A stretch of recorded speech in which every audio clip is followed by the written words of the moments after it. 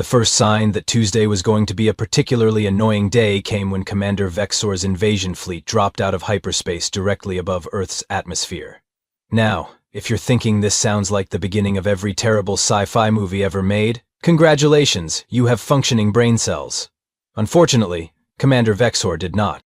The Zephyrian battlecruiser Inevitable Doom hung in orbit like a giant metallic middle finger pointed at humanity. Its hull gleamed with the kind of mirror polish that screamed, "I spent way too much time and money on this thing." Inside the command bridge, Vexter stood with his 6 arms crossed, all of them, which was, frankly, just showing off at this point. "Behold, the pathetic blue marble known as Earth," he announced to his crew, who were all desperately trying to look impressed, despite having heard this exact speech 17 times during the journey. "These primitive humans will surrender before our superior technology and tactical brilliance." His second-in-command, Sub-Commander Klektar, nodded enthusiastically, while secretly wondering if it was too late to transfer to the accounting department. At least numbers made sense, unlike whatever this was supposed to be. Meanwhile, down on Earth, the various world leaders were doing what they did best in a crisis, which was panic in 17 different languages simultaneously. Emergency meetings were called, red phones were picked up, and somewhere in Washington, a very important person was probably stress-eating donuts while staring at radar screens. But in a small suburban kitchen in Ohio, something far more significant was happening. Grandma Betty Morrison, 74 years old and armed with nothing more dangerous than a wooden spoon and an attitude that could stop a charging rhinoceros, was trying to bake chocolate chip cookies. The same chocolate chip cookies she'd been making every Tuesday for the past 52 years, thank you very much. Betty had survived the Cold War, disco music, and 3 different attempts by her family to convince her to get a smartphone. She was not about to be intimidated by some flashy space bullies, who clearly had nothing better to do than pick on a perfectly innocent planet. The oven timer was just about to go off when the emergency broadcast system interrupted her favorite cooking show. Instead of learning about proper ganache techniques, she was now staring at a very sweaty news anchor who looked like he'd rather be anywhere else in the universe. "Ladies and gentlemen," the anchor said, his voice cracking slightly, "we've just received confirmation that an alien fleet has positioned itself in Earth's orbit. Government officials are asking everyone to remain calm while they assess the situation."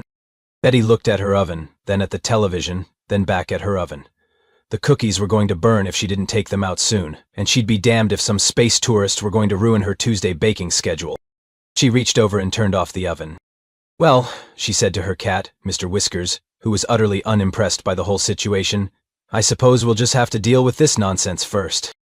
Outside, the Zephyrian fleet prepared for what they assumed would be a quick and easy conquest. After all, how hard could it be to defeat a species that still used fossil fuels and argued about whether pineapple belonged on pizza?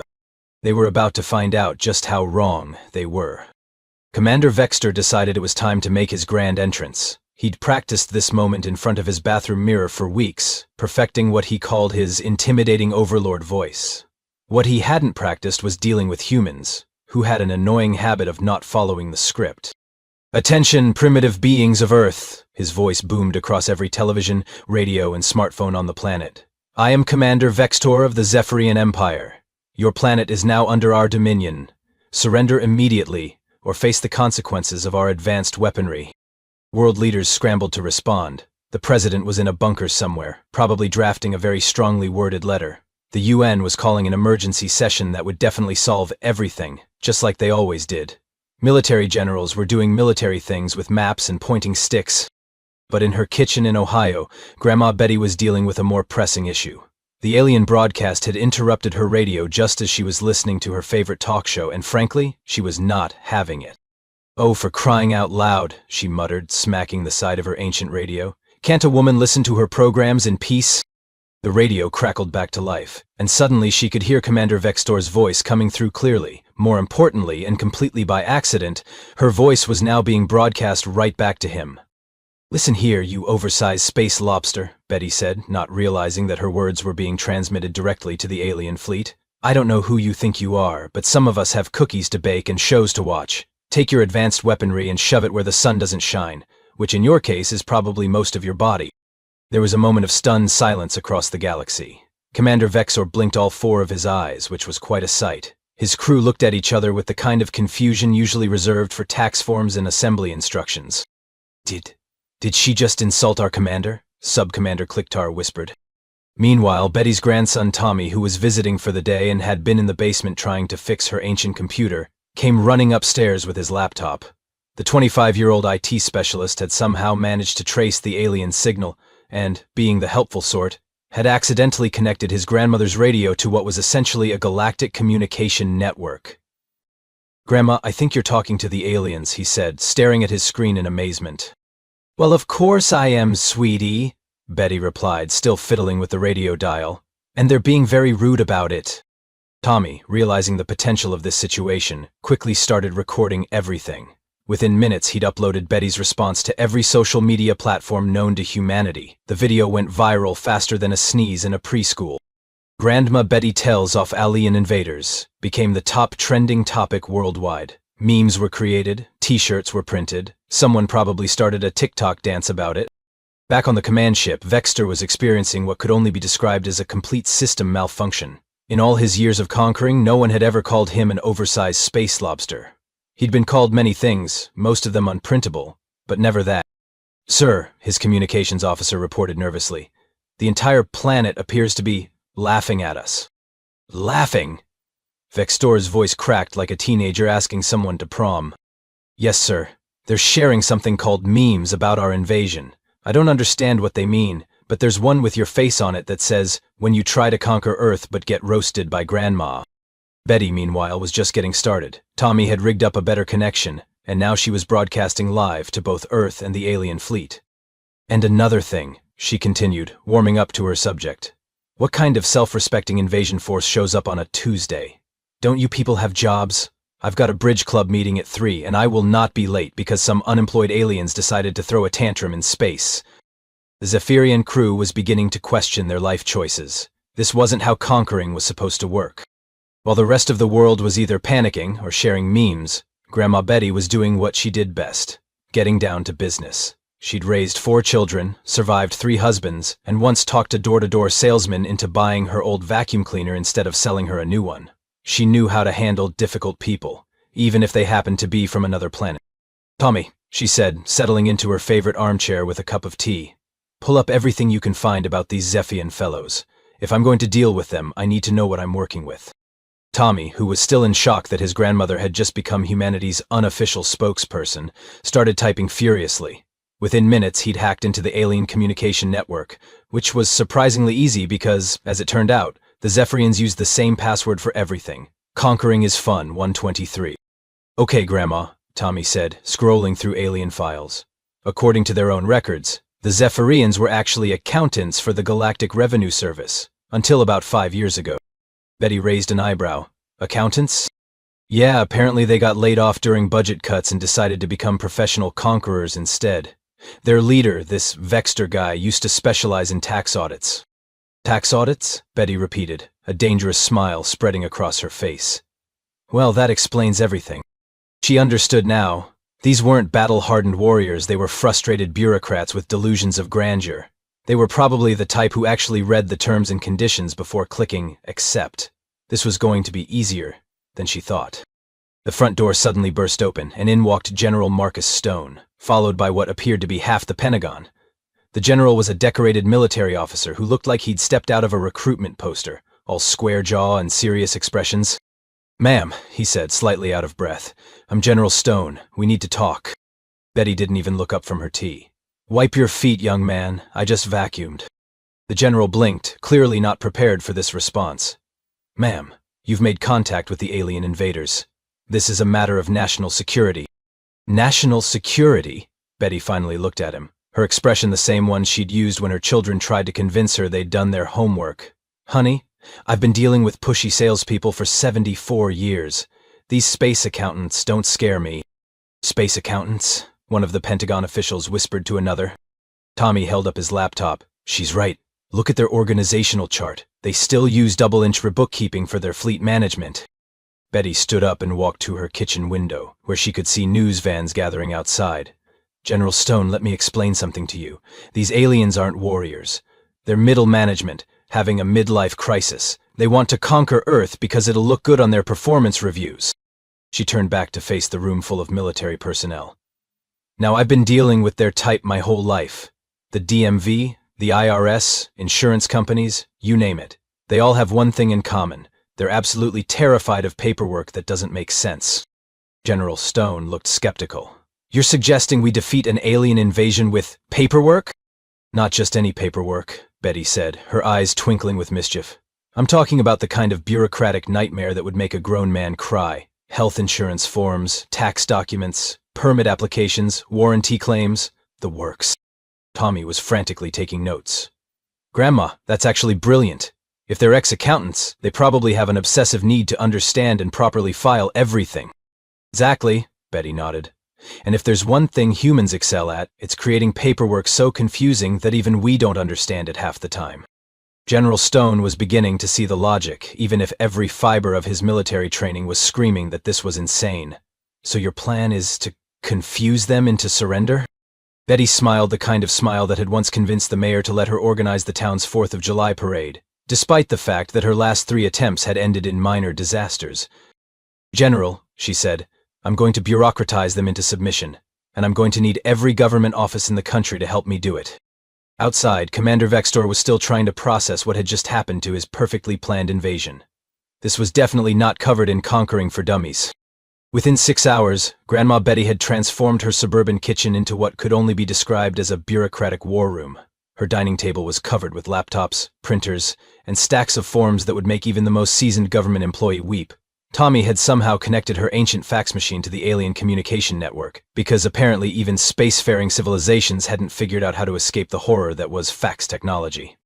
All right, people, Betty announced to the room full of government officials, military personnel, and one very confused mailman who'd gotten caught up in the chaos. It's time to show these aliens what human inefficiency really looks like. General Stone stood beside her, still looking like he couldn't quite believe his career had come to this. Ma'am, we've contacted every government office in the country. The IRS is standing by, the DMV has prepared their most confusing forms, and somehow the Department of Agriculture has volunteered to help. Excellent, Betty said, cracking her knuckles like a pianist preparing for Carnegie Hall. Tommy, are we connected to their main computer system? Yes, Grandma. I've got direct access to their fleet management network. They're still using the same password, by the way. Betty shook her head. Honestly, you'd think professional conquerors would have better cybersecurity. Now let's start with something simple. Send them a standard health insurance claim form. The first document materialized on Commander Vextor's personal screen just as he was trying to reorganize his invasion timeline. It was a simple form, really. Just 47 pages asking for basic information like his primary care physician, preferred pharmacy, and whether he'd ever been treated for any of the 312 medical conditions listed in Section C, subsection 4.2. What is this? Vextor muttered, scrolling through page after page of checkboxes and disclaimers. It appears to be some kind of medical documentation, sir, his communications officer replied, looking equally baffled. But I don't understand why they want to know if you've ever experienced seasonal allergies or chronic hiccups. Meanwhile, back on Earth, Betty was just getting warmed up. Send them a tax form, not the simple one, the one that makes accountants cry. The 1040 form, complete with all schedules, amendments, and supporting documentation requirements, hit the alien fleet like a tsunami of confusion. Vextor, being a former tax auditor, couldn't help but try to understand it. Big mistake. By the 7 moons of Zephyr, he gasped, staring at Schedule K1. What is a passive activity loss, and why do I need to calculate it 17 different ways? His crew was gathered around various screens, all of them trying to make sense of the human documentation. Subcommander Clicktar was particularly struggling with a DMV form that asked for his vehicle registration, which was problematic since spaceships apparently didn't count as vehicles according to Section 12B. Sir, reported his tactical officer, they've sent us something called a building permit application. It's asking for architectural plans, environmental impact studies, and approval from something called a homeowners association. Betty, monitoring the alien reactions through Tommy's hacked connection, was delighted. They're taking the bait. Send them the college financial aid forms. The FAFSA form was Betty's masterpiece. It required information about income, assets, family size, and the square footage of the applicant's living space. For beings who lived on spaceships, this was particularly challenging. How do I calculate my expected family contribution when my family lives on 17 different planets? Vextor wailed, pulling at his antennae in frustration. But Betty wasn't done. She'd spent decades dealing with bureaucracy. and she knew exactly which forms would cause maximum psychological damage. Tommy, send them an insurance claim for a pre-existing condition. Which insurance company's forms, Grandma? Acknowledge them. The alien fleet was suddenly bombarded with forms from every major insurance provider in America. Each one asked for slightly different information, used different terminology, and required different supporting documentation. The Zephyrians, being former accountants, felt compelled to fill out every single form correctly. Sir, his medical officer reported, I've been working on this prior authorization request for 3 hours, and I still don't understand why they need to know my primary care physician's mother's maiden name. And this explanation of benefits form, added another crew member, keeps referring to procedures I've never heard of. What's a routine checkup and why does it cost more than our entire invasion budget? General Stone watched the alien fleet's communications with growing amazement. Ma'am, their entire command structure is paralyzed. They're spending all their time trying to figure out what a deductible is. Good, Betty said, pouring herself another cup of tea. Now for the coup de grace. Tommy, send them a mortgage application. The 30-page mortgage application, complete with requirements for proof of income, employment history, and credit reports, was the final straw. Commander Vextor stared at the form, asking for his employment history going back 7 years, including supervisor's contact information. My previous supervisor was vaporized in a supernova, he muttered to himself. How am I supposed to provide contact information for that? Meanwhile, the rest of his crew was drowning in a sea of paperwork. Some were trying to understand what a good faith estimate meant. Others were struggling with the concept of points and closing costs. And one unfortunate soul was having a complete breakdown over the difference between a fixed rate and adjustable rate mortgage. Sir, Sub-Commander Klicktar said weakly, I think I need to lie down. This truth in lending disclosure has given me a migraine. Betty watched the chaos unfold with the satisfaction of someone who'd finally found a worthy use for the American healthcare system. Gentlemen, she announced to the room, I think we're ready for Phase 2. On the alien flagship, Commander Vextor was discovering that conquering planets was much easier than understanding why humans needed to provide 3 years of bank statements to buy a house. Betty surveyed her kitchen battlefield with the calm satisfaction of a general who just executed a perfect flanking maneuver. The alien fleet, according to Tommy's monitoring equipment, had been completely paralyzed for the past 4 hours. Their communications were filled with increasingly desperate attempts to understand human bureaucracy. Phase 2, Tommy, she announced, adjusting her reading glasses. It's time to deploy the ultimate weapon. What's the ultimate weapon, Grandma? Betty smiled with the kind of evil genius expression that would have made supervillains everywhere take notes. Terms and conditions agreements, sweetie, all of them. The first wave hit the alien fleet like a digital avalanche. iTunes terms and conditions, software license agreements, social media privacy policies, and the particularly devastating end-user license agreement for a popular video editing software that was somehow longer than most novels. Commander Vextor, who had been making progress on his mortgage application, suddenly found his screen flooded with legal documents. The iTunes agreement alone was 32 pages of dense legal text explaining what users could and couldn't do with their music purchases. What does it mean by, you may not use the software for any unlawful purpose, he asked his crew, who were all staring at their own screens in horror. Are there lawful purposes for music? Is conquering planets while listening to Earth music a violation of Section 12C? Sub-Commander Klicktar had made the mistake of trying to read Facebook's privacy policy. Sir, according to this document, they have the right to use my data for improving user experience and targeted advertising. But I don't understand what cookies are and why they want to track my browsing habits. I don't even browse, I conquer. The situation deteriorated rapidly when Betty unleashed her secret weapon, end-user license agreements for free mobile games. These documents were particularly insidious because they were written by lawyers who apparently believed that the more confusing a document was, the more legal it became. Tommy, send them the Candy Matchy Made game agreement, Betty instructed. The one that's 47 pages long and somehow gives the company rights to your firstborn child. The mobile game agreement pushed the alien crew over the edge. It contained clauses about in-app purchases, data collection, push notifications, and something called gamification metrics that made even less sense than the mortgage documents. By the eternal void, Vextor screamed, reading Section 15.7 of the agreement. Why does a game about matching colored shapes need access to my location data, contact list, and permission to send me promotional messages? His tactical officer was hyperventilating over a software update notification. "Sir, it says I need to accept new terms to continue using the program, but the new terms reference the old terms, which reference another set of terms that I can't find anywhere. It's like bureaucratic recursion." Betty, monitoring the alien distress through Tommy's equipment, decided it was time for the killing blow. "Send them the healthcare website terms of service, the one that somehow manages to be both legally binding and completely incomprehensible at the same time." The healthcare website agreement was a masterpiece of bureaucratic confusion. It contained sections on HIPAA compliance, data protection, user responsibilities, and liability limitations that would have made ancient philosophers weep with frustration.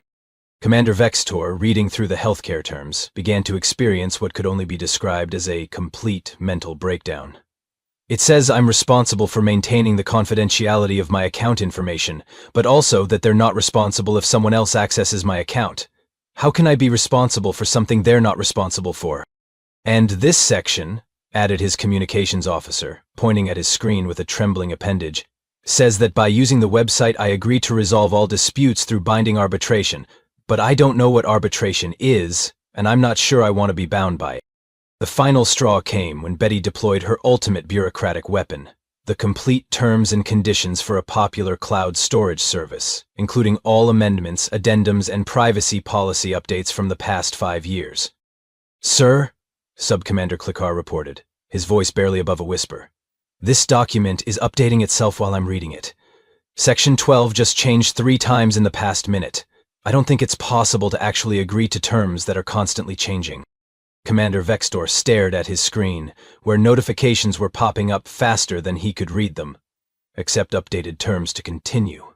Privacy policy has been modified. Cookie preferences have been reset. New features require additional permissions." That's when he snapped. "Retreat!" he screamed, his voice echoing through the command bridge. "Retreat from this cursed planet!" "Sir?" His crew looked at him in confusion. "I said retreat. These humans are monsters. They've created a bureaucratic nightmare so complex that it defies the laws of physics. No planet is worth this kind of mental torture."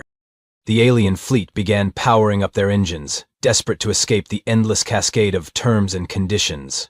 Throughout the ship, crew members were having existential crises over cookie policies and data-sharing agreements. "But sir," Subcommander Klickar protested weakly, "what about the conquest? What about our reputation as professional conquerors?" Vextor was frantically trying to close pop-up windows that kept multiplying on his screen. "Our reputation? Our reputation? I'd rather go back to auditing tax returns than spend another minute trying to understand why a flashlight app needs permission to access my camera, microphone, and contacts." Back on Earth, Betty watched the alien fleet's retreat with the same satisfaction she'd felt when she'd finally gotten the cable company to fix her internet connection after 6 months of phone calls. "Tommy," she said, pouring herself a victory cup of tea, "I think our work here is done." General Stone, who had been silent throughout the entire operation, finally spoke up. "Ma'am, that was the most terrifying display of bureaucratic warfare I've ever witnessed. Remind me never to get on your bad side." Betty chuckled. "Oh, honey, this wasn't even my final form. I didn't even use the apartment lease agreement with the pet policy addendum." On the alien flagship, Commander Vextor was issuing his final transmission to Earth. "People of Earth, we hereby withdraw our invasion. Your planet is officially classified as Ground 2 administratively complex to conquer. We're going home to our nice simple tax forms and audit procedures." And with that, the Zephyrian invasion fleet disappeared into hyperspace, leaving behind only a faint trace of cosmic radiation and the lingering trauma of trying to understand American bureaucracy. 3 months after what historians would later call the Great Paperwork Victory, Earth had become the most famous planet in the galaxy, and not for the reasons anyone had expected. Betty Morrison, formerly known as just another suburban grandmother, now held the official title of Earth's first intergalactic ambassador of confusion, a position that came with a surprisingly generous pension and the best healthcare coverage she'd ever had. The transformation of her kitchen had been gradual but spectacular. Where her old radio used to sit, there was now a sophisticated communications array that could reach 17 different star systems. Her refrigerator was covered with thank you notes from various alien civilizations. Right next to her grocery list and a photo of her grandchildren, the space between her microwave and coffee maker housed a translation device that could convert bureaucratic jargon into over 2,000 galactic languages. "Grandma," Tommy said, looking up from his laptop where he was managing Earth's new interstellar consulting business, We've got another client. The Andromedans want to hire us to create a licensing system for their new space highway. Betty, who was simultaneously monitoring 3 different alien communications while her cookies baked in the oven, barely looked up from her current project. Tell them our standard rate. Full bureaucratic package includes permit applications, environmental impact studies, and a complaint resolution process that takes minimum 6 months to complete. The irony wasn't lost on anyone that Earth, once threatened with conquest, had become the galaxy's premier source of administrative chaos. Other alien species, it turned out, were tired of being conquered by overly organized civilizations and had started hiring humans as consultants to create the kind of bureaucratic nightmares that would make even the most determined invaders think twice. General Stone, who had been promoted to head of intergalactic defense strategy, walked into Betty's kitchen carrying a stack of reports that would have made a small forest weep. "Ma'am, I've got updates from our field teams. The Regellians have successfully implemented our DMV system, and apparently it's already discouraged 3 separate invasion attempts." "Excellent," Betty said, pulling her latest batch of chocolate chip cookies from the oven. "What about the Centaurians?" "We've adopted our healthcare insurance model. Last week, a warlike species called the Cragnoids tried to invade their system, but they got so confused trying to understand the concept of copays and deductibles that they gave up and went home." Betty nodded approvingly. "And the tax system implementation on Tau Ceti?" Tommy grinned from his workstation. "Complete success. They've had 0 invasion attempts since we introduced the concept of quarterly estimated payments and audit procedures. Apparently, the mere existence of Form 1099 MISC is enough to terrify most aggressive civilizations." The kitchen's communication array suddenly crackled to life with an incoming transmission. A holographic image of a nervous-looking alien with too many tentacles appeared above Betty's kitchen table. "Greetings, Ambassador Morrison," the alien said, its voice translator making it sound like a very polite door-to-door salesperson. "I am Chancellor Blackstemp of the Vegan Confederacy. We have a slight problem." Betty wiped her hands on her apron and approached the hologram. "What kind of problem, Chancellor?" "Well, we've been trying to negotiate a peace treaty with the Betelgeuse Republic for the past 50 years, but we keep getting bogged down in the details. We were wondering if you might be able to help us create a document so complicated that both sides just give up and agree to leave each other alone." "Oh, that's easy," Betty said, her eyes lighting up with the kind of enthusiasm most people reserved for winning the lottery. "We'll start with a basic intergalactic peace accord, then add subsections for trade agreements, territorial disputes, and extradition policies. Tommy, pull up the sample interstellar treaty template." "The one with the environmental protection clauses?" Tommy asked. "All of them. Environmental protection, cultural exchange programs, immigration policies, and don't forget the section on space debris management. Oh, and make sure to include a clause about acceptable forms of identification for interdimensional travel." Chancellor Blackstemp's tentacles wiggled with what might have been excitement. "This sounds perfect. How long do you think it will take to complete?" Betty smiled the kind of smile that had once convinced her insurance company to cover a procedure they'd initially denied. "Oh, we should have the first draft ready in about 6 months. The final version, including all amendments and addendums, should be finished in about 3 years. Maybe 4 if we add the section on acceptable currencies for intergalactic commerce." "Wonderful!" the Chancellor exclaimed. "I'll transfer the payment immediately. Same rate as the Andromedans?" "Plus the complexity surcharge," Betty said matter-of-factly. "Peace treaties are more complicated than highway licensing. We'll also need to charge extra for the section on dispute resolution procedures." After the Chancellor signed off, General Stone shook his head in amazement. "Ma'am, 6 months ago you were baking cookies and complaining about aliens interrupting your radio programs. Now you're running the most successful bureaucratic consulting business in the galaxy." Betty shrugged, checking on her next batch of cookies. The universe needed someone to teach it about proper administration, and frankly, humans are the best at making simple things unnecessarily complicated. It's practically our superpower. Tommy looked up from his laptop where he was tracking their various interstellar contracts. "Grandma, we've got 47 active consulting agreements, 12 pending applications, and the Galactic Trade Commission wants to hire us to redesign their entire regulatory framework." "Tell them we'll get back to them next month," Betty said, settling back into her favorite chair with her tea. "I'm busy next week. Mrs. Henderson is coming over for bridge, and I promised to help her with her own alien consulting business. Apparently, the Proxima Centaurians want to hire her to create a social security system." The kitchen's communication array chimed again, this time with a very familiar signal. Commander Vexter's face appeared on the hologram, looking considerably more humble than during his last visit to Earth. "Ambassador Morrison," he said, his voice barely above a whisper, we have a small request." "Oh, hello, Commander," Betty said pleasantly, as if she was greeting an old friend. "How are you adjusting to civilian life?" "Well, actually, that's why I'm calling. We've been trying to establish a retirement community on Zephyr Prime, but we're having trouble with the permit applications. The local government wants us to fill out forms that are almost as complicated as the ones you sent us during the invasion." Betty chuckled. "And you want me to help you navigate your own bureaucracy?" "If it's not too much trouble," Vextor said hopefully. "We're willing to pay your standard consulting fee." "Plus the irony surcharge," Betty added. "Plus the irony surcharge," he agreed quickly. As Betty began explaining the intricacies of retirement community regulations to her former nemesis, the oven timer went off. She excused herself from the conversation, pulled out another perfect batch of chocolate chip cookies, and reflected on how much her Tuesday afternoons had changed. Outside, the news vans had long since departed, but her front yard still contained a small monument erected by the grateful citizens of Earth. The plaque read, "In honor of Betty Morrison, who saved humanity by proving that the pen is mightier than the sword, especially when the pen is used to fill out really confusing forms." Mr. Whiskers, who had observed the entire intergalactic crisis from his favorite spot on the windowsill, yawned and went back to sleep. After all, he'd seen his human deal with worse things than alien invasions, like that time the cable company tried to change their service plan without proper notification. Betty looked out her kitchen window at the stars, knowing that somewhere out there alien civilizations were discovering the joy of tax preparation, the wonder of insurance claims, and the existential horror of trying to understand mortgage agreements. It was, she reflected, a better galaxy because of it. The oven timer chimed again, and Betty smiled. Time for another batch of cookies. After all, managing an intergalactic bureaucratic empire was hungry work, and she had a reputation to maintain. Some things, thankfully, never change.